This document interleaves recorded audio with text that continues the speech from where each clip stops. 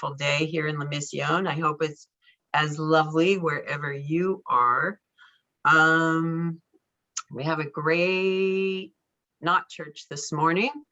I'm going to start it off with a little poem that I found on our topic, Make the Leap.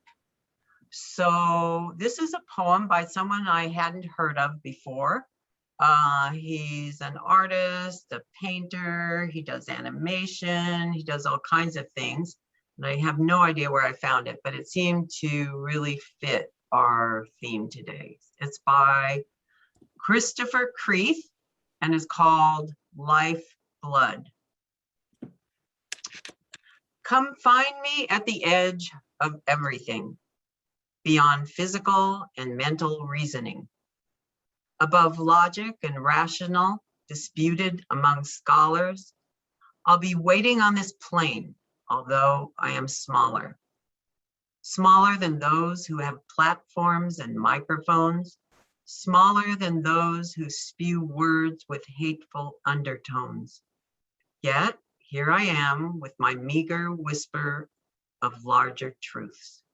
I feel it deeply within me and wish to pass it on to you.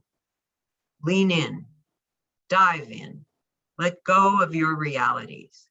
We encompass knowledge beyond rationality. Sit with me at the edge of everything.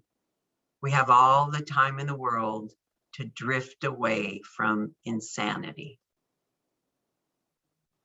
With that, I will turn it over for our official welcome to Marty Benjamin. Good morning and bienvenidos. My name is Marty Benjamin. I've been participating in Not Church since moving to Baja about 5 years ago. At the invitation of Anna Zimmerman, I found here a community of explorers, people seeking their own personal truth in relationship with others engaged in a similar search. We are all learning to thrive in a space of uncertainty, and we often have more questions than answers, but we know that our spiritual journey expands our possibilities for peace and chaos, acceptance and wonder. The mission of Tranquilo Baja and our Not Church gatherings is to create more humanity in each of us, for all of us.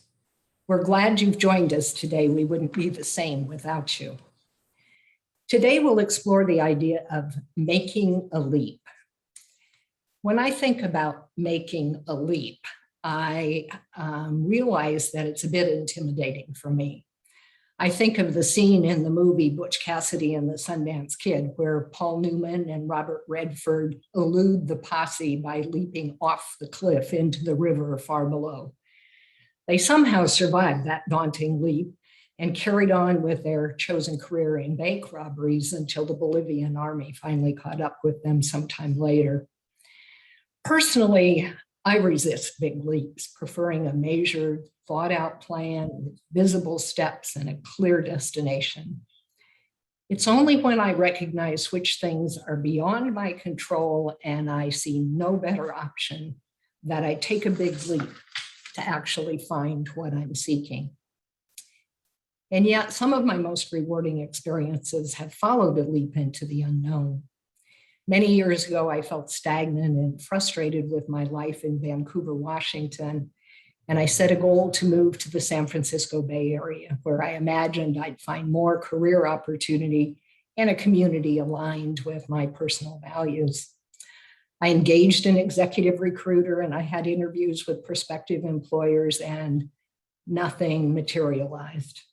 So when I felt I couldn't wait any longer, I left with all of my worldly possessions in my little Toyota Tercel and no job awaiting me to make the move to seek what I treasured. I was working within a few weeks and built a new life with wonderful friends, one of whom introduced me to Len, who I married 2 years later, and that was 33 years ago. So that was a rewarding big leap. Like Butch Cassidy and the Sundance Kid, I didn't make that leap alone. I worked on it within the context of my community where I found support and encouragement to expand my possibilities. So today, let's consider the leaps we might take individually and collectively to a new understanding, a new consciousness. Welcome to October, Not Church. And now, Mary, I'll turn this over to you.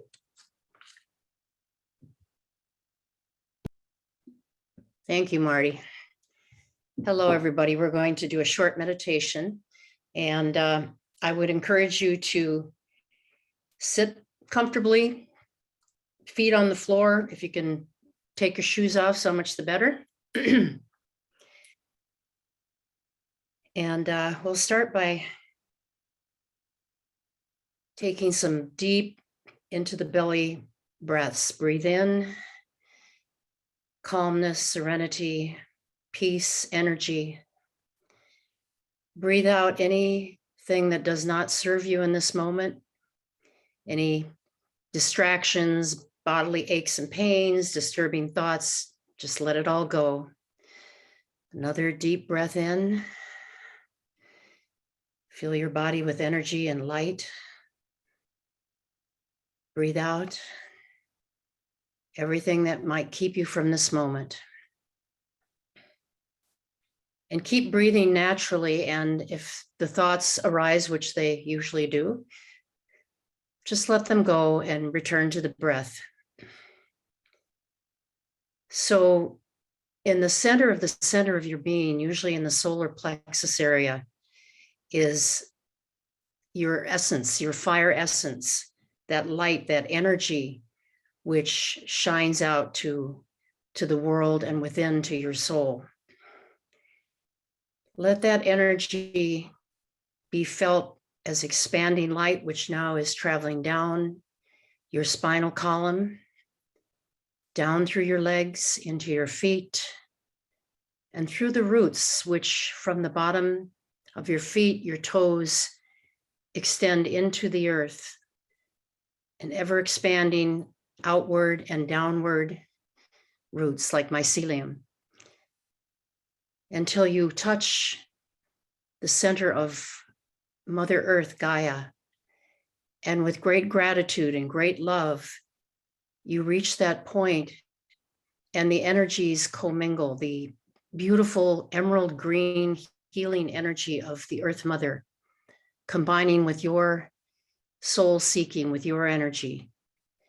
And now coming back up through the roots, through your feet, up through your legs, up your torso, back into that center of your being. This energy is expanding. It fills your heart, your spiritual heart, till the vessel is overflowing and can hold no more. And that energy continues up, out through your crown, through your crown chakra, out through the very pores of your body, filling your whole energy body with light, with beautiful golden celestial light, in ever expanding waves like a beautiful energy egg surrounding you. It protects you. You are protected, you are loved, but you also begin to touch everything with which we are connected. And that energy is the most beautiful, blissful feeling you can ever imagine. And we want to sit with that.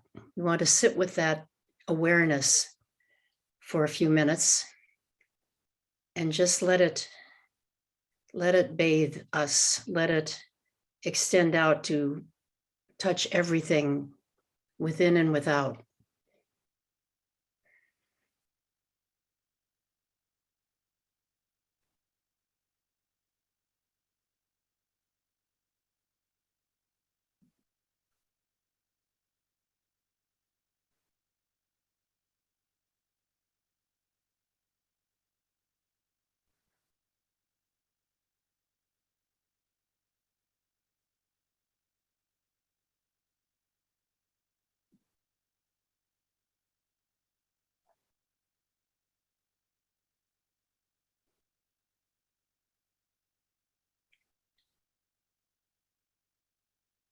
I am submerged in thine eternal light.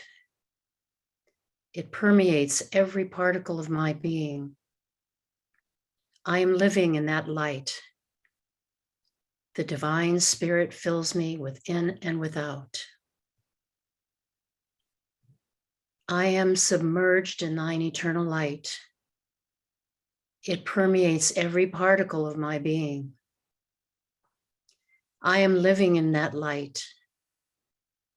The divine spirit fills me within and without. The divine spirit fills me within and without.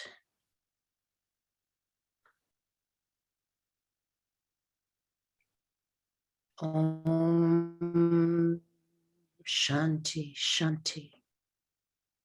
Om Shanti Shanti. As we come back to our center, we can feel at all times connected with everything that is, and solid and connected to our soul essence.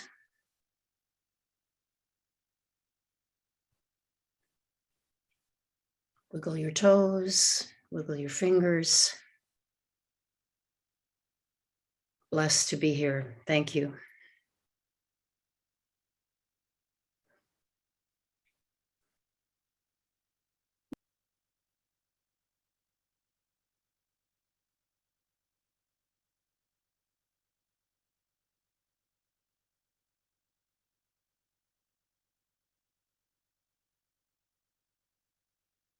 Thank you, Mary. That was beautiful. So I believe I'm up. I'm here to introduce some people that are very dear to my heart. It thrills me to no end. Dana Dunbar, first of all, is a prolific, mindful, award-winning writer who I went to college with. So we were roommates in Santa Fe many moons ago, then again in New York, and then after losing touch for a short time, we reconnected at a non-denominational church in LA called Agape. A lot of you probably know of it. And a few years back, she came to visit me here in Baja. And she told me she was really excited. She was writing this book with her partner, this beautiful woman named Julia Padower, who's also an award winner, former ad exec.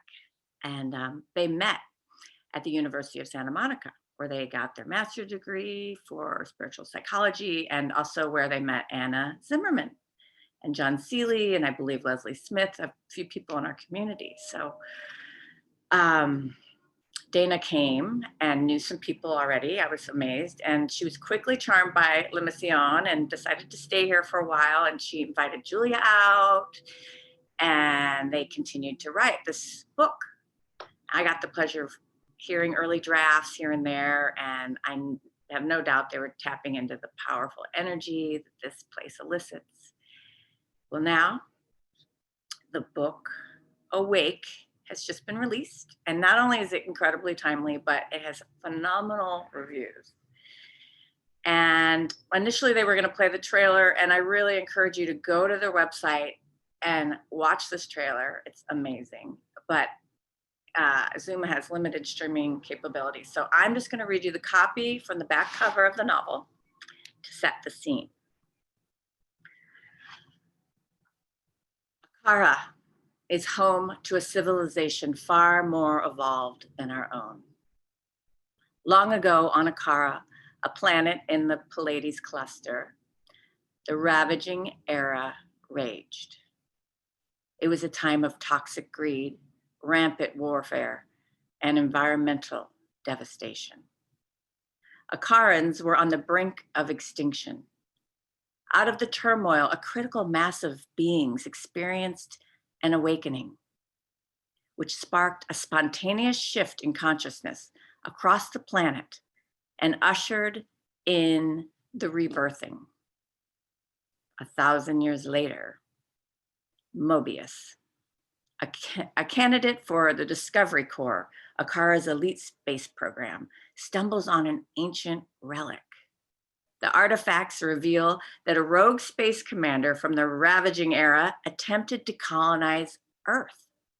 The legacy of his reign now places Earth in jeopardy, and Mobius is compelled to try to save the precious blue planet. He embarks on a quest that not only unlocks his secret destiny, but also points to the possibility of a mass awakening of human consciousness, a rebirthing on Earth. I'm very proud to introduce the writers of Awake, Dana Dunbar and Julia Padower. Good morning, everyone. Leslie, thank you so much for that beautiful introduction. It was so fun to hear you read our back cover copy as a reader or audience member. You know, we only launched this week, so we haven't heard many other people be reading it yet. So thank you for that. And thank you for the beautiful meditation and for that beautiful poem and for the beautiful reflection, Marty, that you did on Making the Leap. It was a beautiful setup. So our talk today is called Making the Leap, a Tipping Point in Consciousness. And just to show everybody, here's our book that Leslie read from the back of Awake, the Legacy of Akara.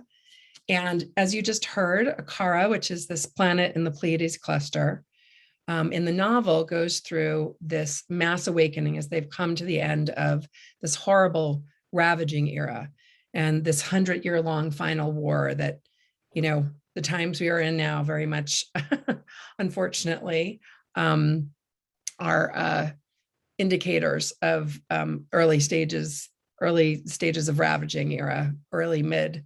So in the novel, right at the end, the population is on the brink of extinction. There is a catalyzing event where a critical mass of Akarans have an awakening, and these people are called the wise ones in the novel.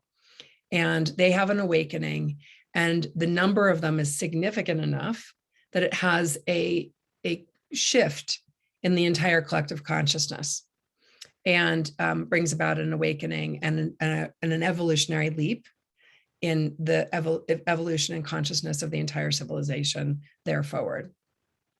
So one of the ways that Akarans refer to this shift is by making the leap. And this expression comes from the motto from the Discovery Corps, which is the space exploration program on the planet.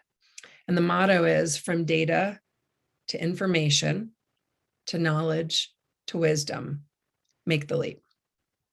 So there are two other ways that they use this expression.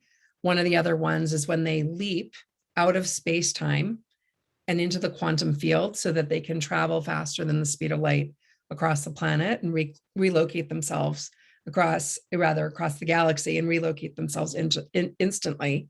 They're making the leap.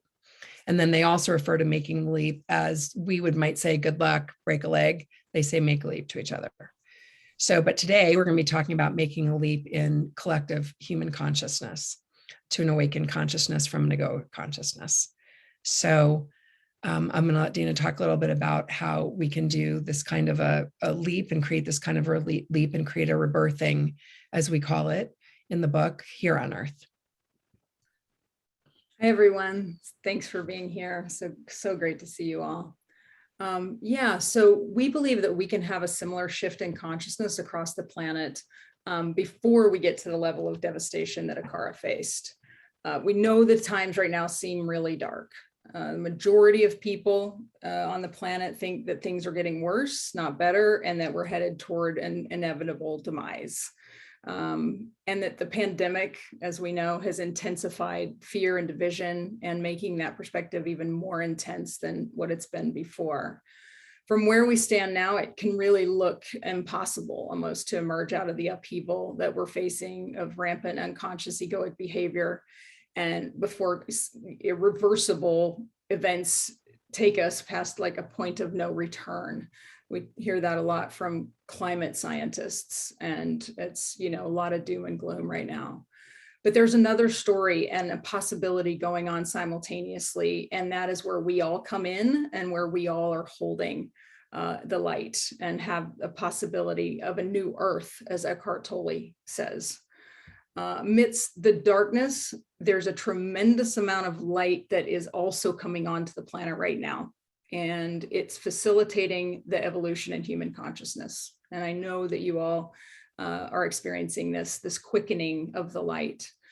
And we are able to redirect our trajectory. If it required a linear progression to change the human population, it would be really, really challenging. And this devastating view of what is going to happen would be true if it required like each person to have a shift, but it doesn't. And that's where the great news is. We don't need to wait until the entire human population wakes up, or even 51% wakes up and has a profound evolutionary leap in consciousness. We can avert our own ravaging and emerge into a rebirthing. And here's how we believe we can do that. There is a phenomenon that is seen across science, sociology, and metaphysics, where a small percentage of a population has a shift and reaches a threshold that creates a tipping point, which is also known as a coherence effect or a phase transition amidst a larger population. And that is the point, which is a point of which a series of small changes or incidents become significant enough to cause a larger global change. So a small percentage can change the whole. And we're going to talk about some examples of this. So many people have probably heard of the 100th monkey phenomenon. And this is, whether this is urban legend, it's like, I've researched, but the allegory goes that, group of monkeys on an island, each one of them is having a challenge getting their coconuts cleaned. And somebody figures out, because they've got sand all over them, that they can go over to the water and dunk it in the water, and all the sand comes off the coconut, making it easier for them to eat the coconut or the bananas or whatever they're eating. And that all of a sudden, when the 100th monkey figures this out, the entire population of monkeys has a sort of quantum shift in this realization, and everybody's washing their coconuts. Now, whether or not this is actually true or not, it doesn't really matter. It's a great allegory for the point, because what we will tell you is that this is real in science, and there's many, many scientific examples of this. So, for example, if you think about iron filings, imagine if you had a whole bunch of iron filings in a pile right in front of you. In order for those to become magnetized and all of them go into a direction and magnetize, if you hold a magnet right next to them, once a few of them turn, a small group, the entire group will move. You don't need the entire group to individually get magnetized. You just need to reach that threshold before the whole field of magnetic files will shift and become a very powerful force field. Another example of this is if you think about creating a laser beam. Regular light is a light spectrum where there's diffuse photons of light. And in order to create a laser beam, you need to channel those into a very, very narrow singular field.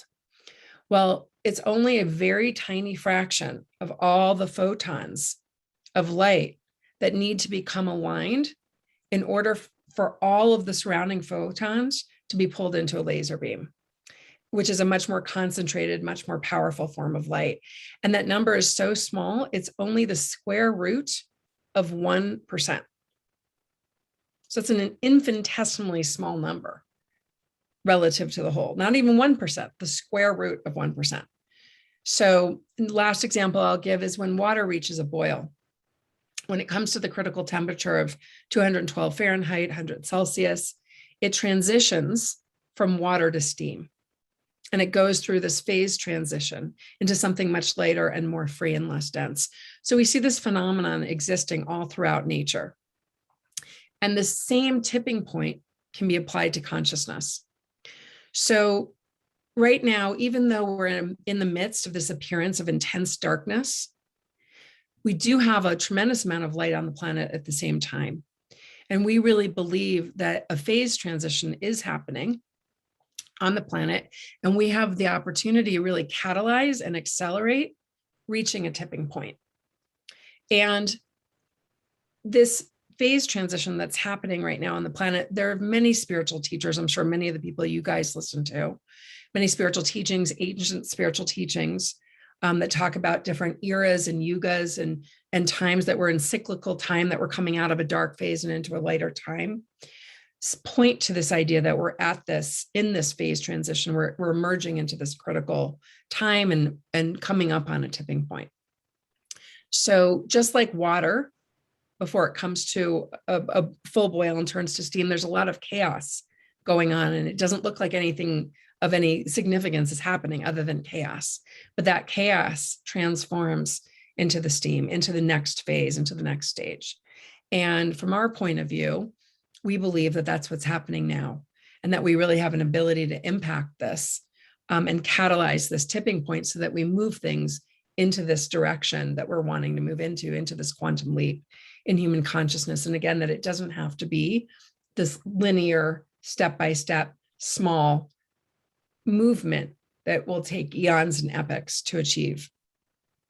So out of this evolved human consciousness, new leadership, new ways of living, new technologies, all of which we talk about in our novel On This Awakened Planet, can start to emerge. And visions that we've all had of what we think of as utopian societies, they don't need to be utopian.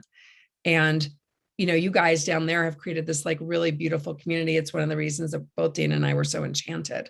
It's like you're creating your own microcosm, sort of away from the Western world and the mainstream world and all the rules and dictates, you know, and it's like these kinds of, it's like you guys are like a pocket of what we call in our novel, the wise ones, who are the ones, it's really interesting, actually, the metaphor here, because in the novel, groups of people who are more conscious leave the mainstream of society and they go and they form these communities that ultimately are called vital zones. And so it's like you guys are living and creating a vital zone, a pocket of the wise ones, where you're creating this transformation. And it's like you guys are the beacons of light for the rest of humanity.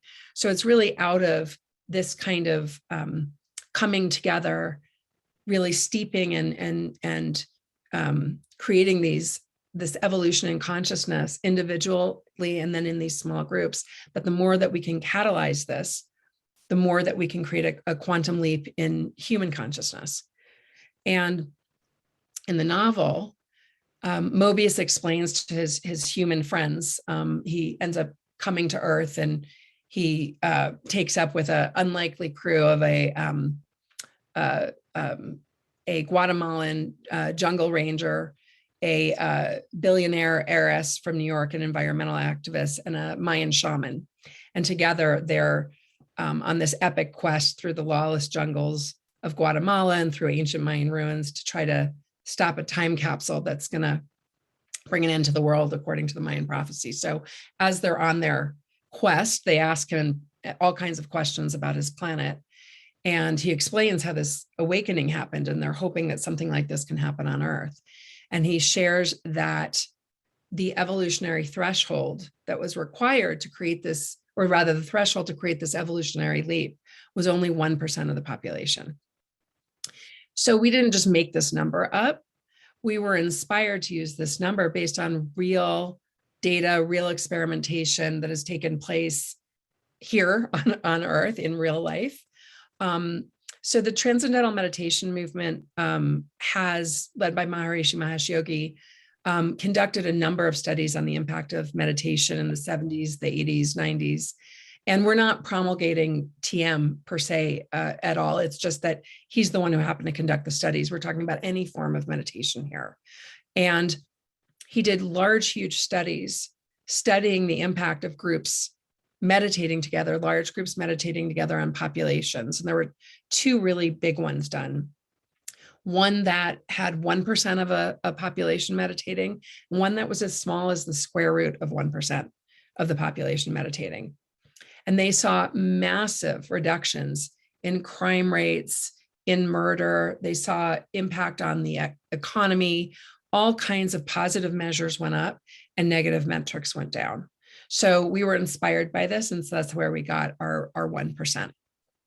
So whether or not this is the exact number, you know, we don't know, but what we do know without any question is that these phase transitions take place in nature all over the place, and they apply to human consciousness as well. So Dana's going to talk a little bit more about what it would look like to be making this leap and what the movement is that we're wanting to bring about here.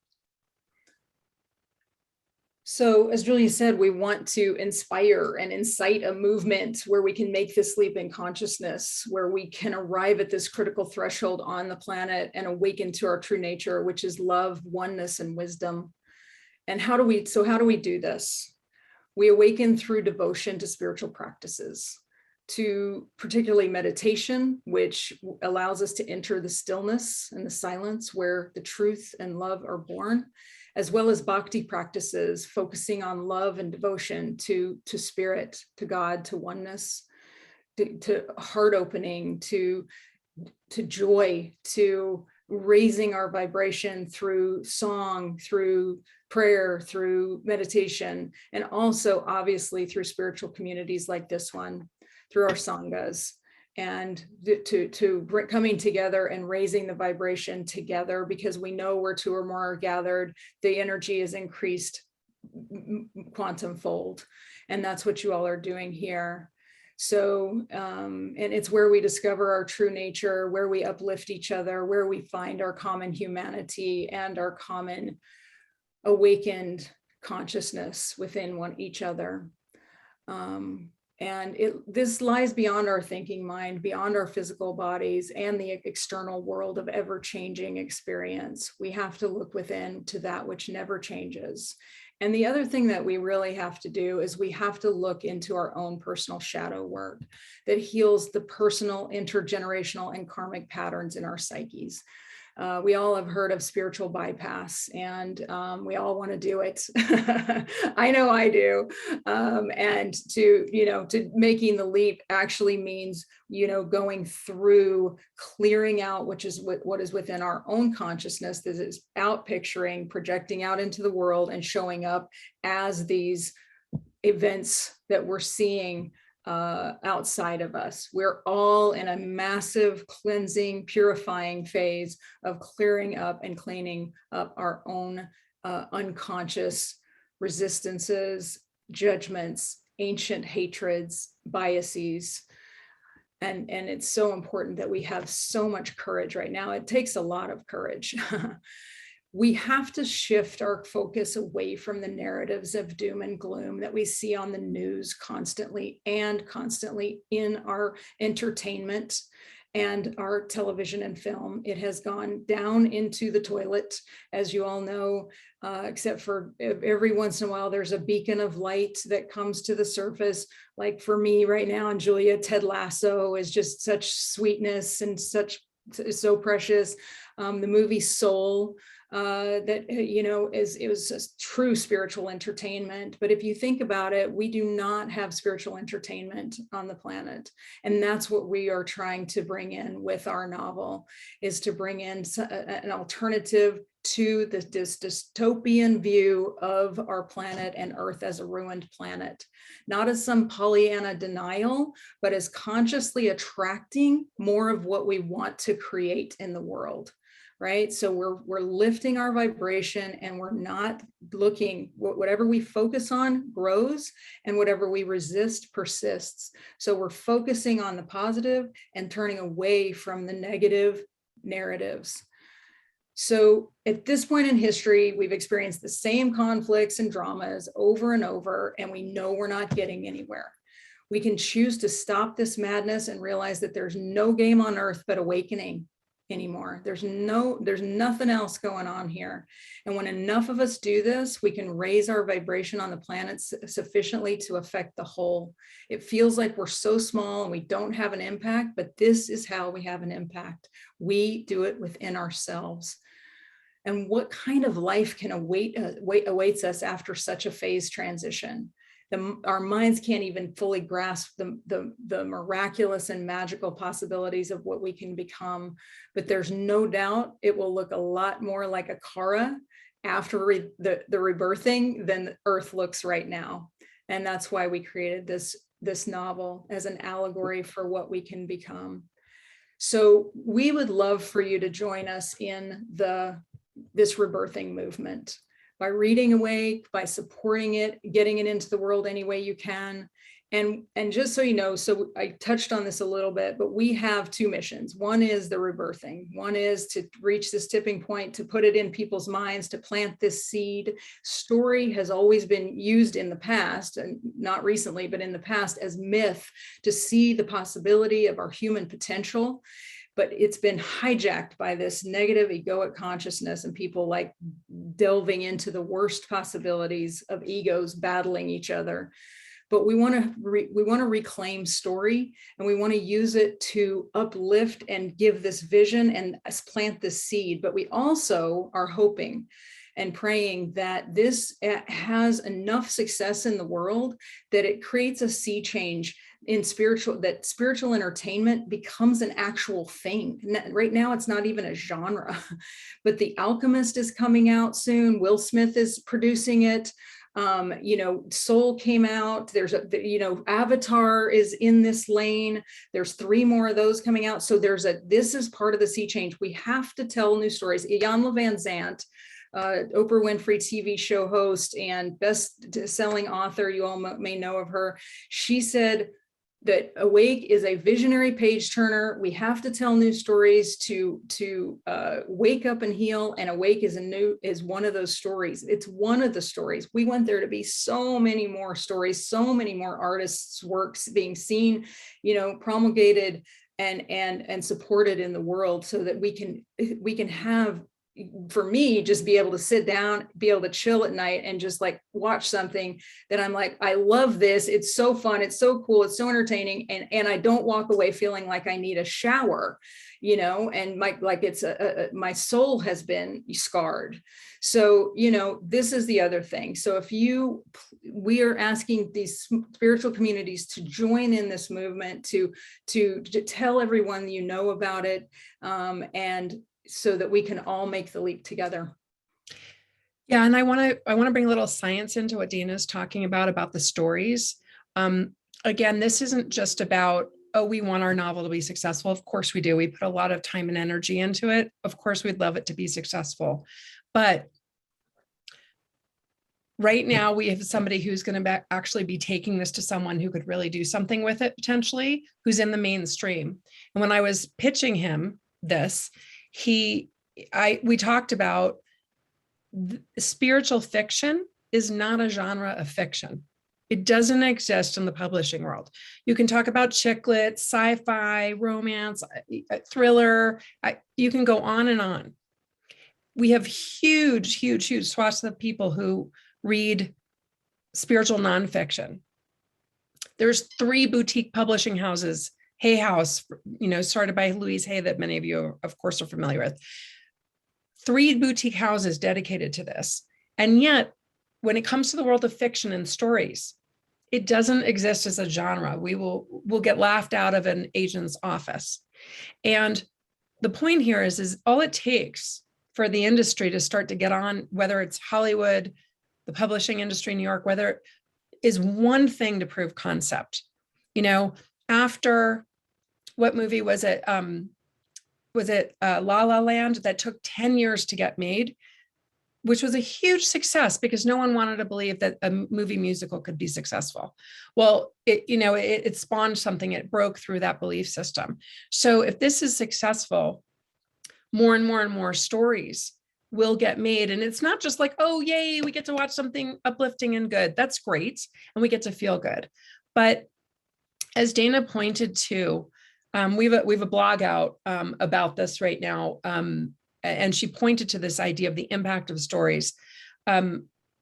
The former dean from the Annenberg School of Communication at the University of Pennsylvania said this, and for those of you who are familiar with it or aren't familiar with it, it's like the leading school of communication in the world. He said, whoever tells the stories of a culture really governs human behavior. And the impact this has on our brains is really significant, because when we go into fear, our amygdala, our midbrain, and our brainstem, our lizard brain, are activated. And we've evolved for those parts of the brain to get easily activated. It's why, for those of you who watched what happened with the whistleblower on Facebook, people are like 5, 6 to 10 times more likely to read, respond, engage with, and share negative content that incites anger and fear than positive.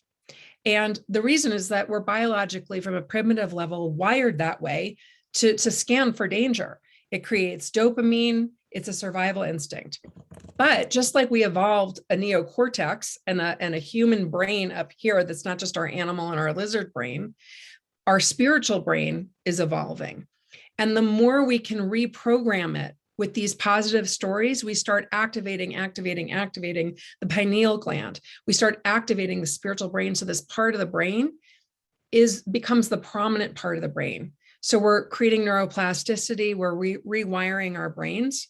So literally the best way that we can sort of on a mass level start to have an impact like this is through our mass media, through telling new stories that start to wire people differently so that they become more adapted towards that. I'm sure most of us on this call cringe from this kind of content.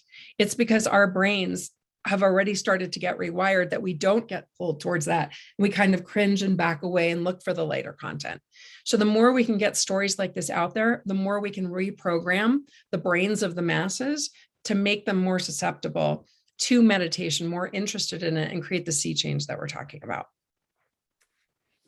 Yes, so thank you all so much. We know we're a little past time, but thank you very, very much. And we just so appreciate the invitation and all of you and your consciousness. I can so feel it. So I don't know if we have time for Q&A, but you all take over and let us know.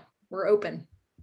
Okay, well, that was pretty inspiring. If you're not inspired, then, you're in the wrong place.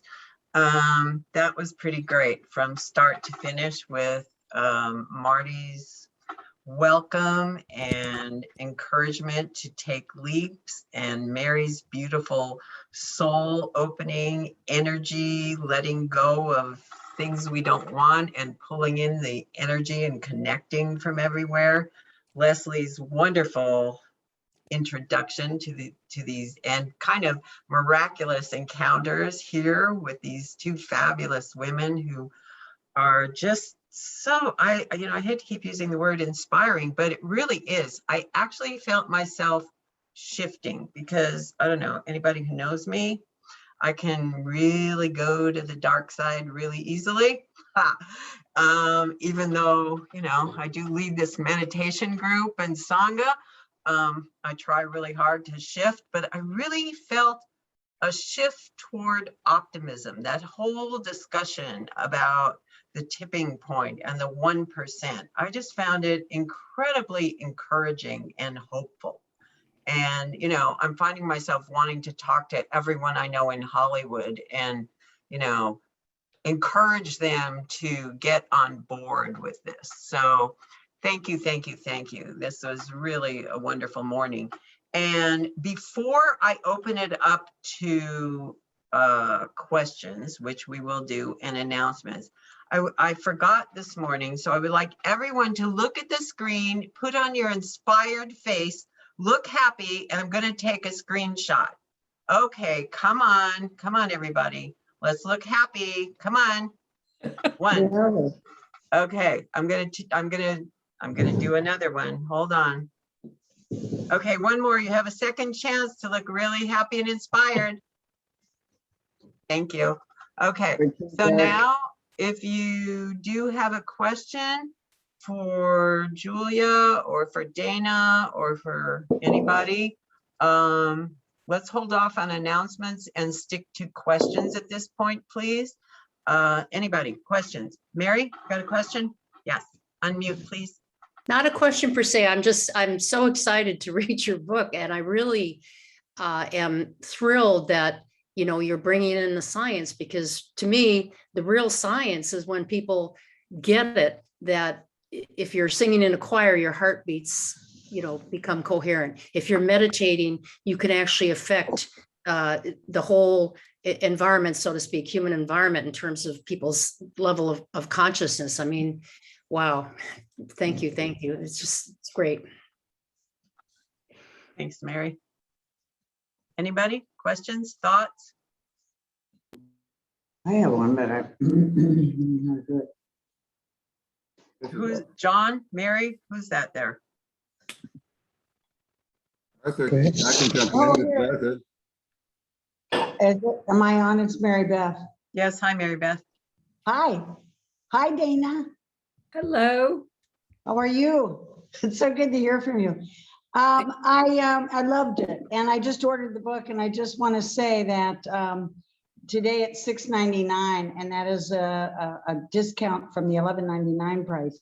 And I was just looking at the reviews, and it really looks fabulous. So thank you both for this this wonderful gift to us of your writing and your knowledge and your expertise and your wisdom. Thank you.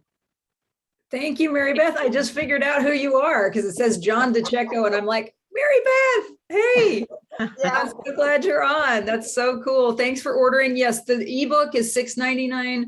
The paperback is $11.99, and the audiobook rocks, you guys. It is, our narrator just absolutely nailed it. People love the audiobook. If you're into audiobooks, that's available as well.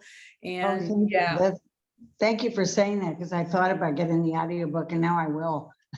yeah, And let me just say that there's some other books out there with the title Awake. So this is the one you're looking for. The subtitle is The Legacy of Akara.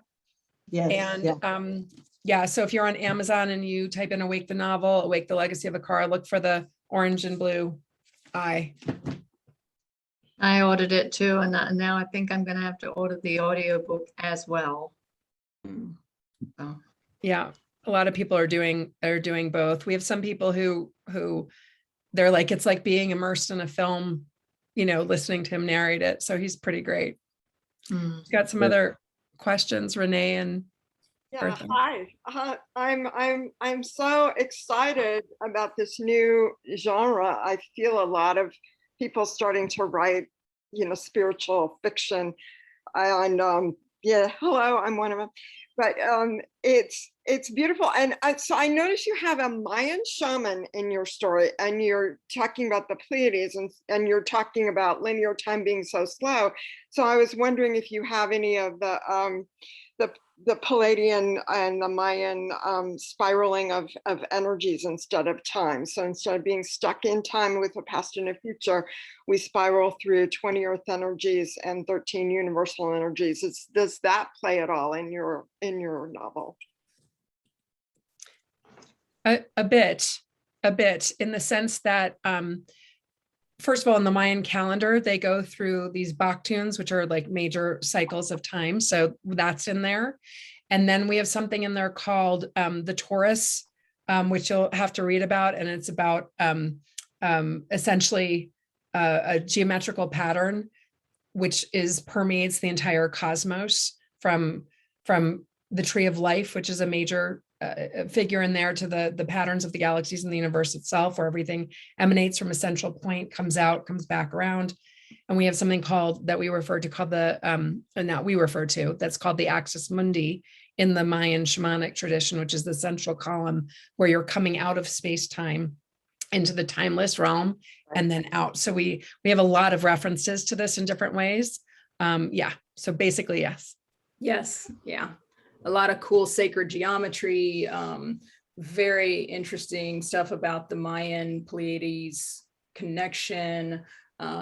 Yeah, so a lot of themes, symbolic themes as well. And by the way, if you all check out our website, there's a part on our website called Discover the World of Awake that shows the Taurus tree of life, the map of the ruins they go to, the map of the Pleiades. And so some really cool stuff is on there as well. And if you sign up for our newsletter, there is, you get a free story called The True Story Behind the Story, the incredible ET encounter that inspired Awake. And that is something that I experienced about 20 years ago that inspired this writing about this awakened race of beings. So pretty cool story there if you're interested in that kind of thing. I'm very interested in that. I was really hoping you would talk about it today, but if there isn't time and it's on your blog, I'll go looking. Yeah, yes, sign up for the newsletter and you'll get this beautiful with pictures, this story with pictures, and I think you'll really enjoy it. It was a absolute highlight, peak experience of my life, and has informed the rest of my life ever since. Will you please be sure to put the website link in the chat, Dana? Yeah, I'll do that now. Or Julia, okay, Yeah. so that we can, and I will include it in the email that goes out, and also we'll add it to the website as well, so we Yeah, have. I just put it in the chat, and it's awakethenovel.com. Yeah. Okay, very cool. And if And you I, don't sign up, That trailer is Oh, phenomenal. Please. no, it's great. promote It's you. really, really well done. Yeah, you can see it as a film very clearly. thank you. And I don't even read fiction anymore. I mean, I haven't read any fiction for, I don't know, years. There's only one author I will read, and that's, Haruki Murakami. And now I guess I'm going to have to read this. I'm really kind of excited about it. We've Wonderful. heard that a lot, that people don't, because spiritual people tend to read mostly nonfiction.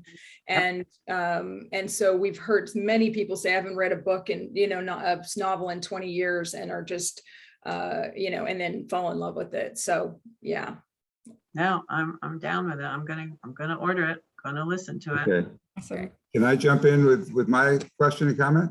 Yes. Sure. Hi. Well, Dana and Julia, that's fantastic. I can't wait to listen to the audiobook. And I'm wondering if you're aware of a very parallel project that Gene Houston has been working on with Annalise Smitman called Seeds, which combines a leap into the future human with a cyber currency, a new economy, and a cryptocurrency, a new economy, and a seeds constitution. So it's kind of a bridge between both this transformational leap of humanity and a way to pull people from the old system into the new.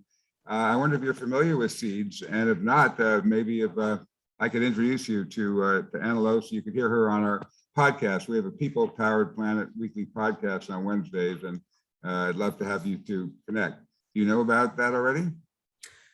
Well, interestingly enough, Jean Houston gave us an amazing testimonial. She did read our book and loved it and gave us this incredible testimonial, but she did not mention that she's working on her own. But I'm not surprised, because she is a story woman, and she says her testimonial is all about how this story is an illuminating, and it is a healing potential for the planet right now. So it's amazing to have gotten that. She is truly a legend and a hero of ours.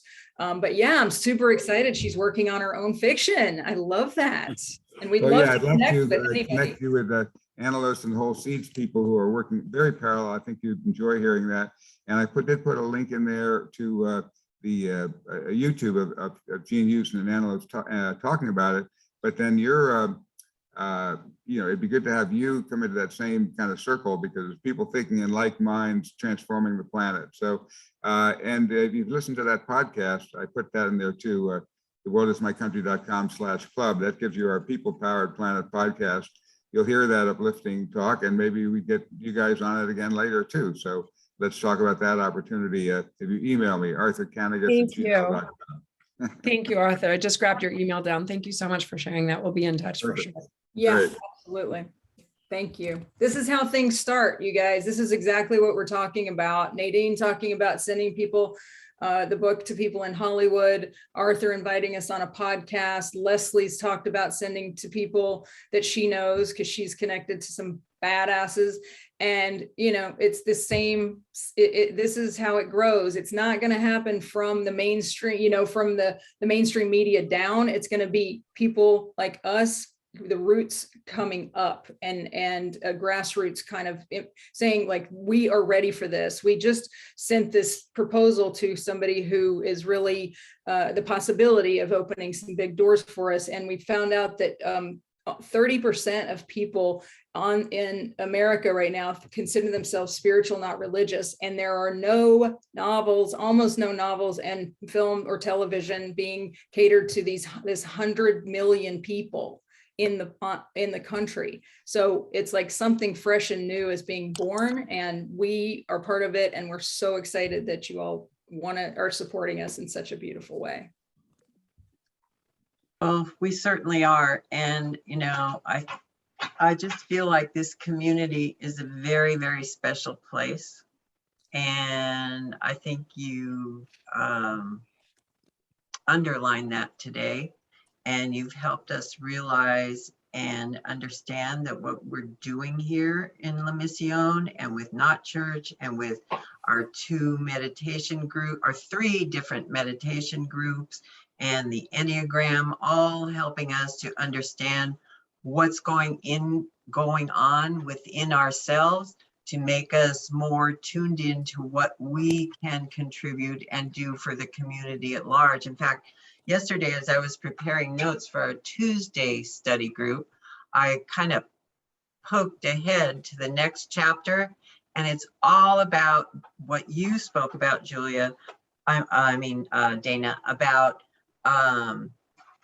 getting in touch with the things that are deep inside of you that need to not be pushed down and need to be acknowledged and expressed openly, and thereby clearing up your own energy so that you can share positive energy with the rest of the world. And I think we're doing a lot of work here that we can all be very happy about. And I hope we all continue to do that. And I just want to thank you all for your contributions today and every day to making this a wonderful place to be and making the world a better place. So thank you all. Thank you, Dana, Julia, Marty, Leslie, everyone. And I hope you just go all out and have a beautiful, beautiful day. Thank you. Thank you, Nadine. Thank you all so much. Much. Great seeing you. Thanks, Leslie. Thank you, guys. Love you guys. Bye. Love you. Bye-bye.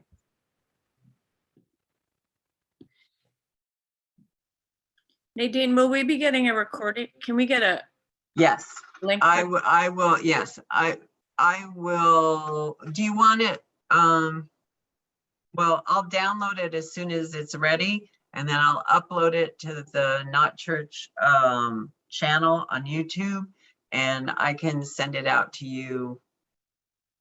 Great. Yeah, and it'll also be going out in the thank you email. It'll all be included. Oh, okay. Okay, great. Okay, so everybody will have access to it, plus all the information that was in the chat. Oh, great. Okay. Okay. Thank you. Bye. Bye, everybody. I'm going to end the meeting now. Goodbye.